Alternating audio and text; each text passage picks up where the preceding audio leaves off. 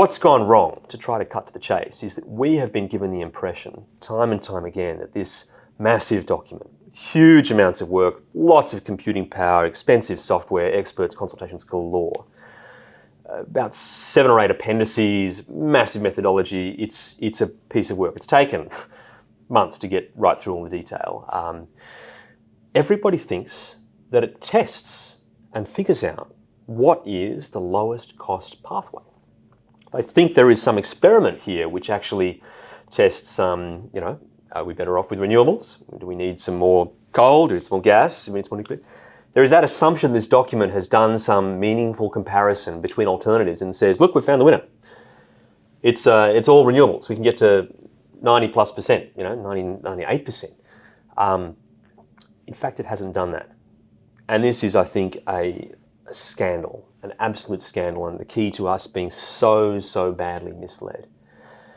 In fact, what it has done, it has taken every government policy, and I say that word with care, it's not just the high-level ambitions that says, well, we want to reduce our carbon emissions, we want to have affordability of power, reliability. They have taken every specific target that can be thought of for this technology. It's this many gigawatts of batteries of this length in New South Wales, and it's 9 gigawatts of wind, offshore wind in Victoria by this date. And they have said, let's assume all of that occurs, all of that is true, and basically railroads us into the assumption that it has to be all renewables, and then plays around with, the only thing it experiments with is what transmission do we build to connect it all together. And then it produces this plan that is really just a transmission plan to meet all of the government policies, which is railroaded into renewables, and calls that optimal.